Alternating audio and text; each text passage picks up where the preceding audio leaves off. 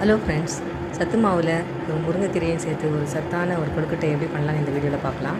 இதுக்கு நான் அடுப்பில் ஒரு பேன் வச்சுருக்கேன். கொஞ்சமாக எண்ணெய் விட்டு கடுகு போட்டு தாளிச்சிட்டு அதோட கொஞ்சம் பெருங்காயம் சேர்த்துக்கலாம். இதோட காஞ்ச மிளகாய் இல்லை பச்சை மிளகாய் எது வேணாலும் சேர்த்துக்கலாம்.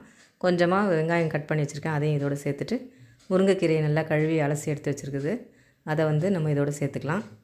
சேர்த்துட்டு தேவையான அளவு உப்பு போட்டுட்டு ஒரு கப் அளவு தண்ணி சேர்த்துருக்கேன். இது நல்லா கொதித்து வரட்டும்.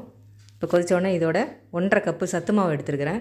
நம்ம அரைப்போம்ல வீட்டில், அந்த மாதிரி எல்லா பயிறு மாவு எல்லாம் சேர்த்து அந்த பயிறு போட்டு அரைச்ச மாவு தான் இது சத்து மாவு. அந்த மாவை இதோடு சேர்த்துட்டு ஒரு கப்பு தண்ணிக்கு 1.5 கப்பு மாவு போட்டு நல்லா கொஞ்சம் நேரம் பிசைஞ்சு விட்டுட்டு கலந்து விட்டுட்டு கீழே இறக்கி வச்சிடலாம். இறக்கி வச்சு நல்லா ஆற வச்சுட்டு இதை கொழுக்கட்டையாக பிடிச்சி நம்ம இட்லி ஸ்டீமரில் வச்சு எடுத்துடலாம்.